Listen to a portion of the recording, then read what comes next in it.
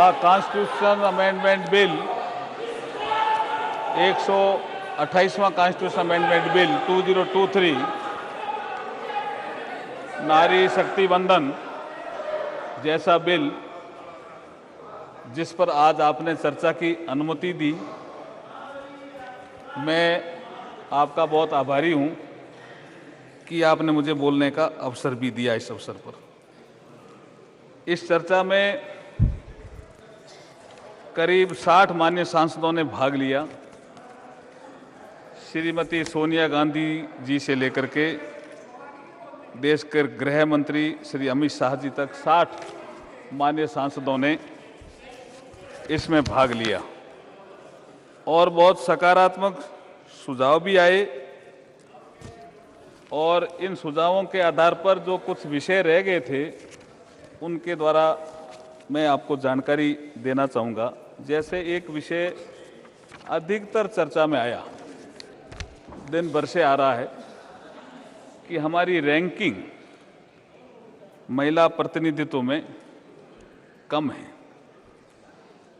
Inter parliamentary union के data के अनुसार विश्व भर में नेशनल लेजिस्लेटिव बॉडीज में महिलाओं का औसत प्रतिनिधित्व 24% है, 24%।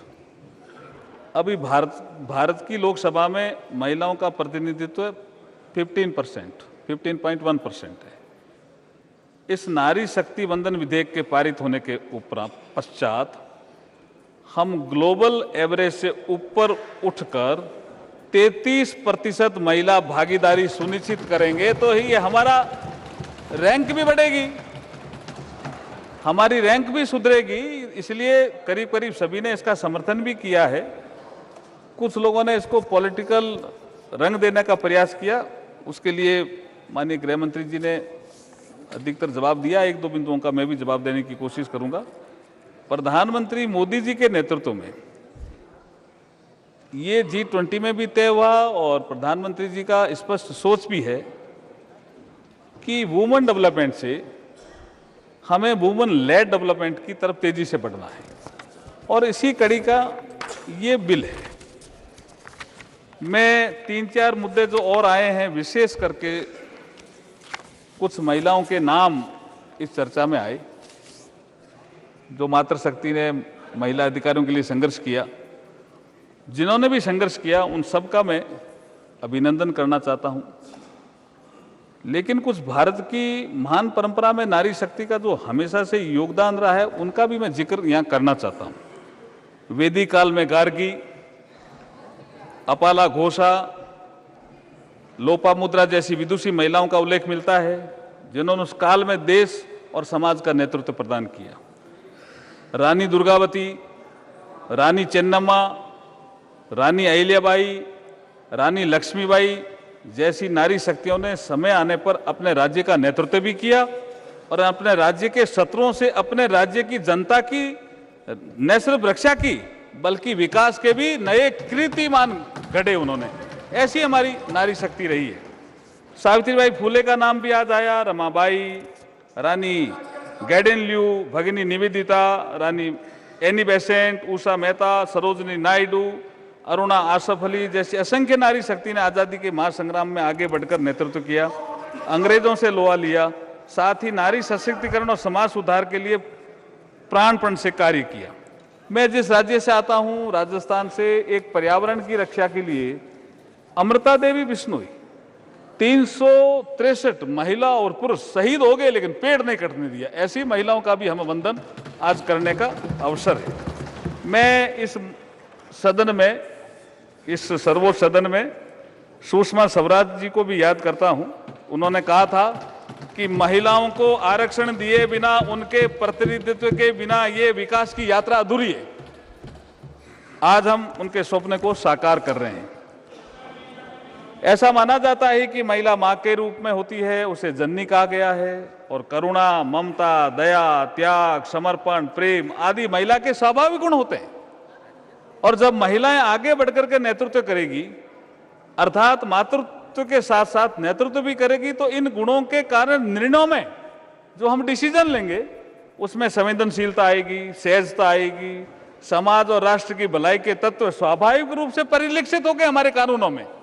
आगे हम 2047 में भारत की आजादी के शताब्दी समारोह का उत्सव मनाएंगे, तब यह दुनिया भारत की विकास यात्रा में महिलाओं के नेतृत्व को महसूस करेगी।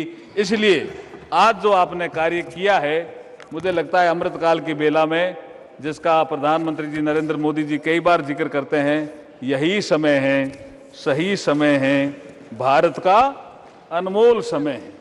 2-3 विषय और थोड़े टेक्निकल आए, जैसे डीलिमिटेशन के विषय में। ये डीलिमिटेशन एक्ट संसद ने ही बनाया, कई बार उसकी नहीं, संविधान में संशोधन संसद ने किया, 82 में प्रावधान है। तो डीलिमिटेशन जो अधिनियम है, उसके सेक्शन 8 और 9 में ये कहा गया है कि संख्या दे करके निर्धारण होता है, जिसका जिक्र अभी गृह मंत्री जी कर रहे थे।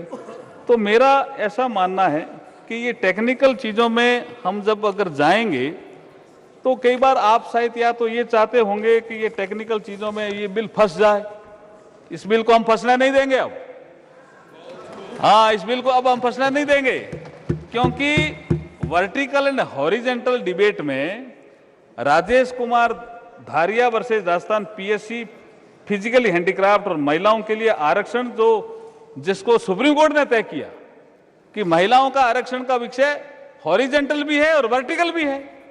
आप कहते हो तुरंत दे दो, तुरंत डीलिमिटेशन भी नहीं होगा और तुरंत दे देंगे तो संविधान का अनुरूप नहीं होगा। तो क्या आप चाहते हो कि हम तुरंत दे करके इसको, जब आप तो चूंकि हम तो यहां पास करेंगे, आपके सहयोग से पास होगा, लेकिन आप पीआईएल लगा करके सुप्रीम कोर्ट में भी तो जाओगे, तो आप चाहते हो कि वहां बिल अटक जाए। इसलिए महिलाओं के उचित प्रतिनिधित्व देने वाला ये बिल है। आप सबने सहयोग किया, मैं आभार भी प्रकट करता हूं, लेकिन ये टेक्निकल बातों में अपने को इतना उलझना नहीं चाहिए, क्योंकि ये सब सोच समझ करके ही इस बिल के लिए प्रावधान किए हैं। इस बिल में महिलाओं के लिए आरक्षण हॉरिजेंटल के साथ साथ वर्टिकल भी है, क्योंकि पार्लियामेंट में एससी एसटी के लिए आरक्षण है, इसलिए परिसीमन जरूरी है, ये आपको समझना है। इसके अलावा जो विषय और भी कुछ सदस्यों ने रखे, जैसे एक विषय रखा कि डीलिमिटेशन क्या जरूरी है, सीट रीएडजस्टमेंट क्या जरूरी। आर्टिकल 82 में साफ साफ लिखा हुआ है, जिसका जिक्र निशिकांत दुबे जी भी कर रहे थे, कि आर्टिकल 82 में लिखा हुआ है कि रीएडजस्टमेंट ऑफ सीट डीलिमिटेशन का ही पार्ट है। तो आप कैसे तय करोगे ये सीट महिलाओं के लिए आरक्षित है, तो वो उसको उनका काम है। अगर वैसे ही कर दोगे आप, तो फिर आप पीआईएल में जाओ, कोर्ट में जाओगे, सुप्रीम कोर्ट में। लेकिन अब हम महिलाओं को इंतजार नहीं करना पड़े, ऐसा पक्का प्रबंध कर रहे हैं, और ये महिला आरक्षण बिल हम लेकर के आए हैं। देखिए, विपक्ष के समय भी, अभी राहुल गांधी जी बोल के गए, ये बिल पास कराने का समय था, लेकिन ये क्यों नहीं लाए। जो मुझे कई बार एक कोटेशन याद आता है, क्योंकि उनके पास ना तो नीति थी, ना नियत थी, और ना नेतृत्व था। आज हमारे पास नीति भी है, नियत भी है, और आदरणीय मोदी जी जैसा नेतृत्व भी है। इसलिए यह बिल आ रहा है और अभी पास भी होगा। और इस विषय में जो आपने जो टेक्निकल विषय रखे, मैं आपसे फिर अनुरोध करता हूं कि अमृतकाल का ये समय है, नए संसद भवन में पहला बिल, वो भी नारी शक्ति वंदन का है। सभी दलों ने समर्थन किया। इसमें पॉलिटिकल स्कोर करके आप क्या इसमें करना चाहते हो? हमारे पास भी बहुत सी चीजें हैं। आपने अभी जिक्र किया कि ओबीसी के सेक्रेटरी कितने, मैं भी आईएएस रहा हुआ हूं, मुझे इसकी जानकारी है। राहुल गांधी जी यहां रहे नहीं। अब 92 बैच में जो आया, नहीं यहां सदन में नहीं है, सदन में, हाँ सदन में नहीं है अनुराग जी। 92 बैच में जो आईएएस में आया वो सेक्रेटरी बनेगा। तो 92 बैच में राज किसका था? सेक्रेटरी कैसे बनेगा? राज आपका ही था। आप अपने राज को ही कोस रहे हो। राजनीतिक, आर्थिक, सामाजिक न्याय की बात कही गई। हम आज महिलाओं को न्याय दे रहे हैं और प्रतिष्ठा।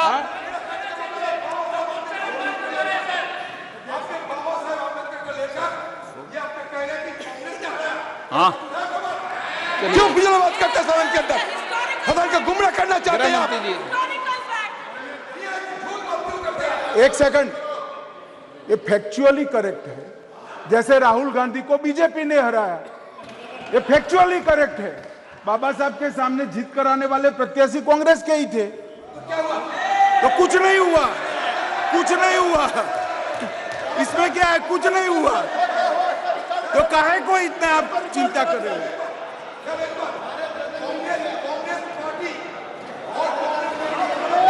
भारत रत्न भी नहीं दिया और आप सेंट्रल हॉल में तेल चित्र भी नहीं लगने दिया। अरे सेंट्रल हॉल में अध्यक्ष जी तेल चित्र भी नहीं लगने दिया। मेरे पास रिकॉर्ड है। कांग्रेस पार्टी ने कहा कि बाबा साहब भीमराव अंबेडकर जी का तेल चित्र लगने के लिए सेंट्रल हॉल में जगह नहीं है। ऐसा इन्होंने काम किया।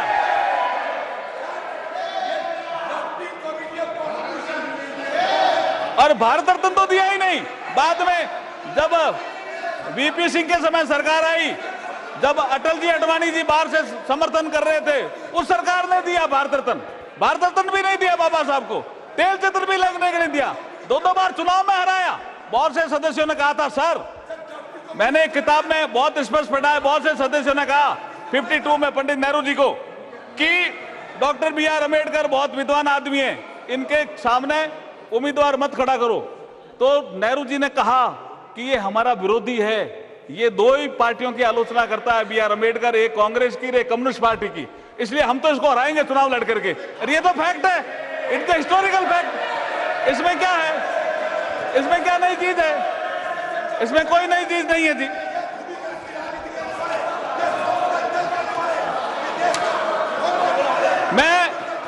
मैं ये कहना चाहता हूं, ये मैं करेक्ट बोल रहा हूं, एकदम करेक्ट बोल रहा हूं सर, मैं एकदम करेक्ट बोल रहा हूं। हमारे शांतनु ठाकुर साहब यहाँ एक एमओएस है, उनके पास पूरा रिकॉर्ड है, कैसे वो कॉन्स्टिट्यूएंट असेंबली में आए, किन लोगों ने वोट दिया, पूरा रिकॉर्ड है उनके पास। और आप देखिए, मैं विषय पे आता हूं, मैं एक विषय पे आता हूं। हमारे एक माननीय सदस्य ने ये राइट टू वोट का विषय तो कई सदस्यों ने उठाया, इसलिए मुझे कहना पड़ा। राइट टू वोट का विषय तो कई सदस्यों ने उठाया, इसलिए मुझे कहना पड़ा कि राइट टू वोट का अधिकार बाबा साहब ने हम सबको दिलाया। उन्होंने कहा पुरुष और महिला सबको एक साथ वोटिंग राइट मिलना चाहिए। वो वोटिंग राइट मिला और उन्होंने ये भी कहा संविधान सभा में कि आप मताधिकार दे करके तो देखो। तो कई लोगों ने विरोध किया साहब।